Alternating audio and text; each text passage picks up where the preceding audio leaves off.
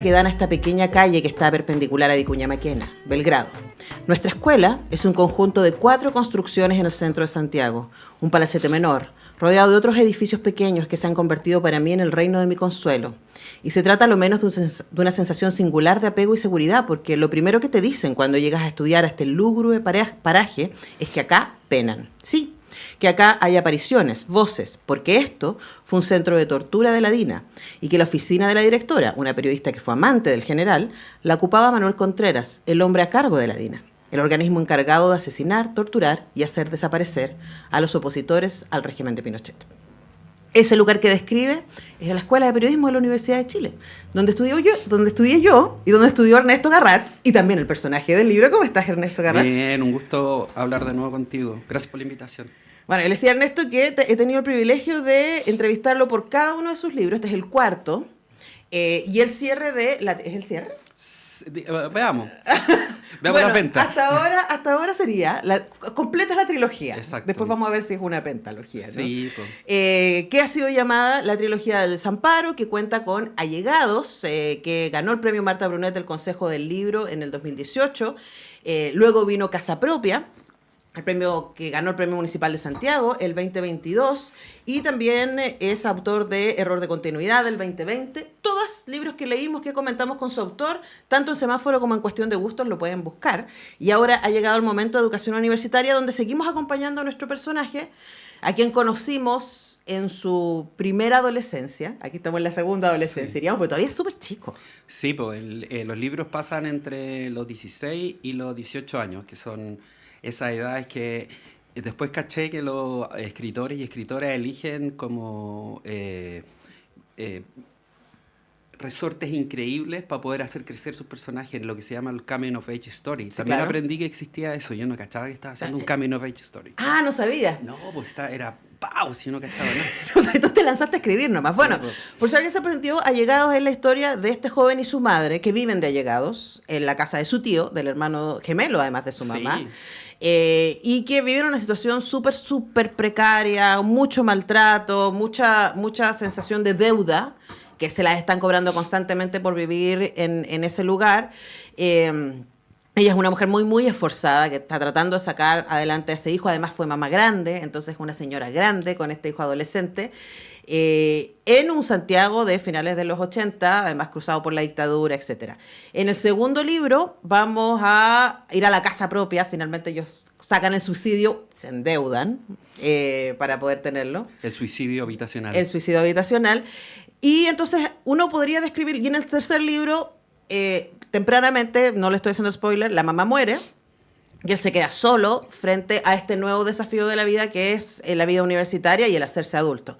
Ahora, uno podría pensar que estos 3 libros, puestos así, y hago el resumen por si alguien no los ha leído, son libros de profunda crítica social y denuncia del Chile y de la desigualdad de Chile en ese entonces y hoy día, y sí, pero una de las cosas fascinantes de esta trilogía tiene que ver con el cruce con el fantástico, porque el protagonista es muy fan de la literatura fantástica y de horror, y aparece un vampiro, que no estamos seguros si él lo crea o el vampiro estuvo siempre ahí.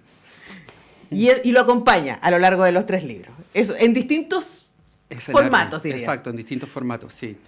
Sí, en el fondo yo quería y quiero seguir haciendo un tipo de escritura que sea convocante y masiva, y creo que el fantástico, la fantasía, la ciencia ficción, esos géneros nos permiten herramientas y códigos para poder hablar de cosas que a veces son demasiado terribles para hablarlas directamente. Uh-huh. Entonces se me ocurrió, siempre he sentido fascinación por los vampiros y dije, voy a poner un vampiro acá a ver cómo queda. A mucha gente le pareció extraño, sin duda, pero creo que al final, creo que Mihai, el vampiro, refleja, más bien no refleja, porque no se devuelve su imagen del espejo, pero refleja, pese a esa ausencia, la ausencia misma de nosotros en la sociedad. Creo que es una metáfora y una cosa muy bonita de hacer. Además, en términos para hablar de todo lo que nos falta como humanidad, empatía, y una serie de características que uno puede como en modo Dios, cuando está Denis Villeneuve haciendo Duna, por ejemplo, uno en modo Dios puede crear en su propio territorio, que es lo que yo traté de hacer en mis 3 novelas, de allegados, casa propia y educación universitaria. Ahora, ese cruce es súper interesante. Las novelas son muy duras. Creo que lo hemos conversado antes porque son muy reales, ¿no? Y tú no edulcuras nada de lo que está sucediendo y además están contadas en primera persona. Entonces es muy fácil entrar ahí y es muy fácil también identificarse, ¿no? Con la crueldad un poco. Y al principio yo también lo había pensado leer. Hay una parte en donde está descrito porque nuevamente, y uno dice todavía nuevamente, la construcción de una sociedad está en la base de quienes tienen menos, ¿no? Y quienes son una vez más y otra vez más y de nuevo saqueados en sus vidas privadas, no solamente en sus vidas públicas. Yo creo que eso es lo más brutal. Entonces, Ernesto, la pregunta, armándose desde ahí, es la elección de meter un personaje del fantástico y que el libro cruzara de allá para acá, también, de alguna manera, por lo menos a mí me resulta como un respiro frente a al gris. De todas formas, o sea, el diseño de los 3 libros, que en el fondo es un gran libro, pero en el fondo lo separé en 3 libros para publicarlo, porque publicar un primer libro de 500 páginas, no, que nadie te va a decir que ¿Y lo escribiste juntos? Sí, Ajá. al mismo tiempo. Después los fui mejorando, pero todos los 3 libros nacieron al mismo tiempo. Uh-huh. Entonces, y fue muy hermoso en términos del proceso creativo, por eso me enamoré de seguir escribiendo novelas y ahora espero a fin de año terminar otra. Pero desde el punto de vista de la construcción del fantástico y la presencia de esto, sí, el vampiro es y lo que pasa en la aventura del vampiro, que es una cosa meta, ¿cachai? Una Uh-huh. cosa, claro, es un respiro y es un alivio también, y una manera de yo mismo como redactor de esta historia, porque es una autoficción, entonces descansar también, porque Uh-huh. era súper fuerte, y también yo quería descansar y quería que el lector también descansara, porque no... como tú dices, en la dimensión real, aunque hay toques de fantástico también, quise que fuera crudo porque es súper crudo lo que pasó y sigue pasando en términos de inequidad social. Entonces, como que no quería dejar pasar por alto eso. Sí, y claro, y además es la realidad de la mayoría de Chile, ni más ni menos, ¿no? Lo que pasa es que el relato no ha sido contado por la mayoría de Chile. Claro, o sea, yo cuando termino de contar este libro, me entero que es el primer libro sobre allegado en ficción. O sea, que es como, y no puedo creerlo, o sea, el allegamiento es una casi condición sine qua non de ser chileno, ¿cachai?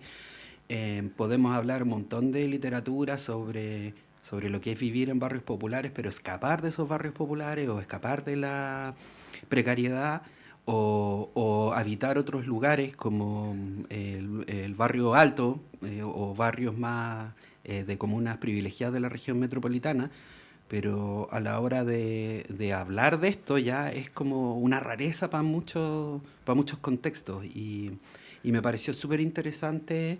Y yo, como te digo, no sabía que estaba haciendo el primer libro de Allegado.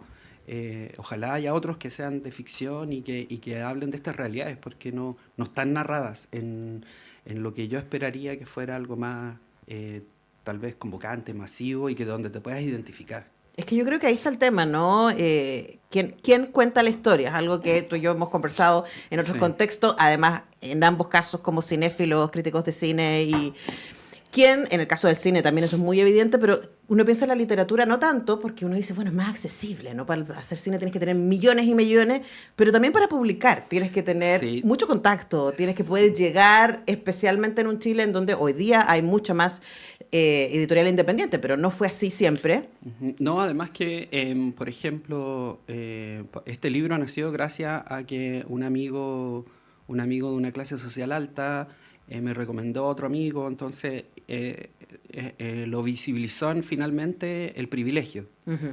O sea, pese a que yo me pueda, o sea, la trilogía ha ganado premios, pero eso no es una garantía de que, por ejemplo, editoriales consagradas o grandes quieran publicarlo. No, o sea, yo le estoy muy agradecido a Weathers y he trabajado súper bien con ellos, pero publicar o sea, escribir es lo de menos, ¿cachai? Es como, ya tuviste la guagua, pero ahora es como meterla en un colegio bueno Ujú. y educación buena y todo eso, eso es súper difícil porque como está organizado el sistema editorial y el sistema de las industrias creativas, por lo menos las que manejo ahora mejor, que es el libro y el cine, son súper endogámicas y no permiten la entrada de alguien nuevo. No, es muy difícil, a menos que, claro, sea parte del círculo, tenga contacto y sea de la cota 1000.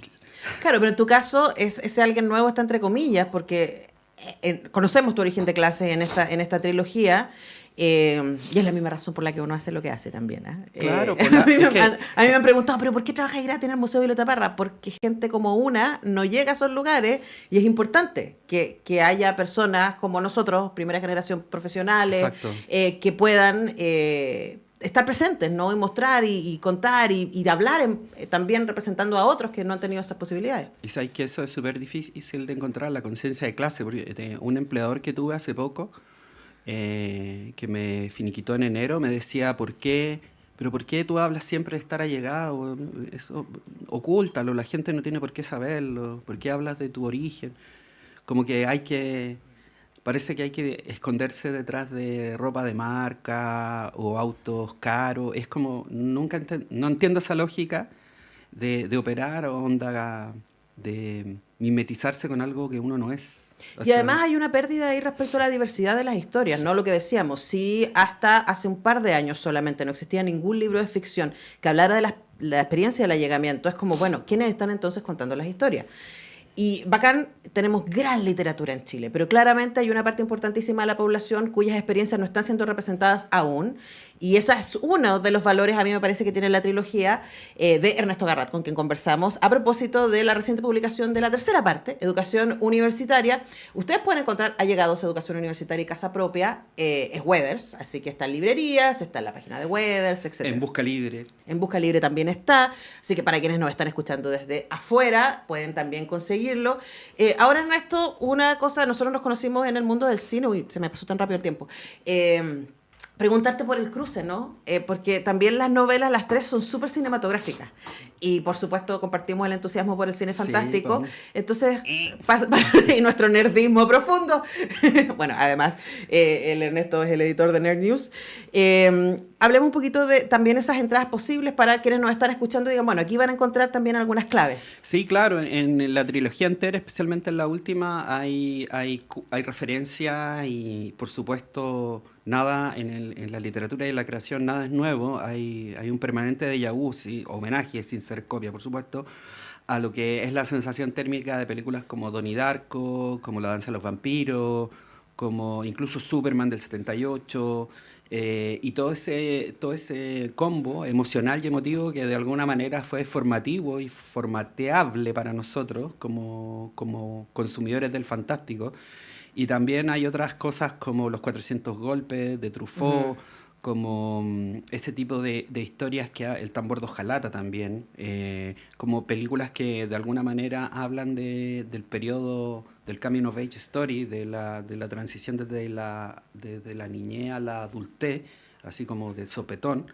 Y en contextos brutales. Y en contextos que son brutales, porque en el fondo lo que me gusta diseñar o hablar o comentar a la hora de hacer este tipo de libros es que debajo de una capa que parece ser súper normal y donde somos un país ejemplar con un edificio fálico asqueroso que parece ser como el símbolo de nuestro progreso, se esconde una miseria apabullante y que incluso nos enseñan a que nosotros mismos tengamos que esconderla. Entonces, eso va a encontrar aventura, humor fantástico, adolescente enamorado, con el corazón roto y sobre todo mucha empatía, porque está escrito como un melodrama, como si fuera una teleserie mexicana, pero con efectos especiales de Guillermo del Toro. Sí, ¿ah? No, y además hay otra historia ahí que es la que yo empecé, porque es muy raro, Ernesto. Yo creo que nosotros lo tenemos todo un poco como naturalizado, de que generaciones y generaciones de periodistas de la Universidad de Chile estudiamos en la Casa Central de la DINA. No, es terrible, no Hay una escena en el libro sobre Sí. eso, pero da para una serie. No, da para una serie y da para entender. Es como, por supuesto, uno atestiguó cómo había... Yo me acuerdo de muchas secuencias que están en el libro que tú sentías que penaban. Ujú. Y sentías esa... Por eso, en el fondo, la portada del libro es como una película de terror también. Sí. Y por eso hay un vampiro que está ahí al final.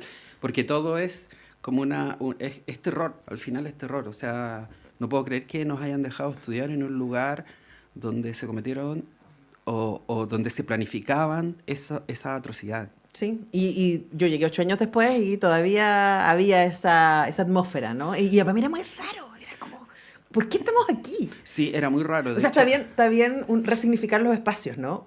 Pero yo no estoy segura que se haya hecho hoy día, quizás con el cambio del nombre, con que esté la fecha ahí, pero etcétera. tampoco me hace sentido, o sea, como que en el fondo yo haría una especie de ¿Sitio de memoria? sitio de memoria y diría, oye, ahí trabajó, o sea, ahí planificó toda la atrocidad que hizo Manuel Contreras, o sea, fue un lugar de, no sé, yo encuentro que es como estar en el búnker de Hitler, o sea, ¿qué onda, cachai? ¿Cómo Bueno, podemos ahí- normalizar eso, cachai? Bueno, acá no está normalizado, en educación universitaria hay un par de escenas al respecto y bueno, quizás eso explica varias generaciones de periodistas que tenemos ahí un poco sí, que como- pasamos por ahí. sí, que estamos como perturbados, como que Sí. el Shining nos hizo mal. Algo nos hizo mal y que ha tenido distintas opresiones porque estaba pensando, lo hablamos también con Alberto Fuguet, que también estudió, Sí, también estudió ahí, estudié ahí, y sí. también en Ciertos Chicos, en su nueva novela hay algunas referencias. Pero bueno, ya lo saben, educación universitaria y los otros 2 libros previos, Allegados y Casa Propia, los pueden encontrar por Weathers. Ernesto, placer tenerte acá, muchas gracias por venir. Antonella, gracias por la invitación y qué bueno que podamos conversar de literatura, me encanta. Y pueden seguir a Ernesto Garrat en Instagram y también Nerd News y saber ahí, estar muy al día de todo lo que está pasando con el mundo de la cultura pop. Nosotros vamos a la pausa y a la vuelta hablamos con Julio Rojas. ¡Wow!